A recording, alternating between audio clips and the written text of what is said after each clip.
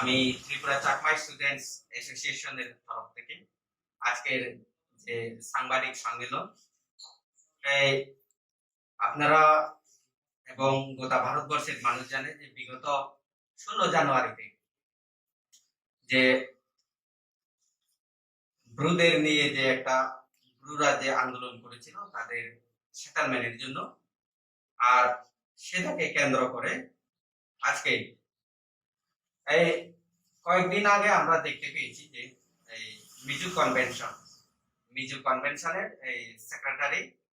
Doctor পাসোয়া এই উনি বলেছেন যে ত্রিপুরার যে শীর্ষ নেতা আছে ওরা নাকি সাম্প্রদায়িক এই দাঙ্গা সৃষ্টি করতে চাইছে, কিন্তু আসলে বিষয়টা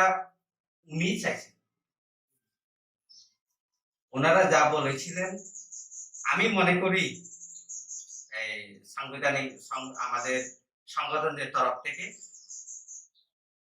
মিস্টার পাচুয়া যা কার্যকলাপ চালাচ্ছেন সেটা মিজোরাম গভর্নমেন্টের উস্কানি, এবং যেখানে আমাদের ত্রিপুরা রাজ্যে এই সেন্ট্রাল গভর্নমেন্ট এবং ত্রিপুরা সরকার তথা মিজোরাম সরকার সহ এবং ত্রিপুরার যে শীর্ষ নেতারা মিলে যে সেটেলমেন্টের বিষয়ে যে এগ্রিমেন্ট হয়েছিল, কিন্তু ওনারা এই বিষয়টা নিয়ে বিরোধিতা করছেন। আসলে বিষয়টা কি, ওরা কি চায়?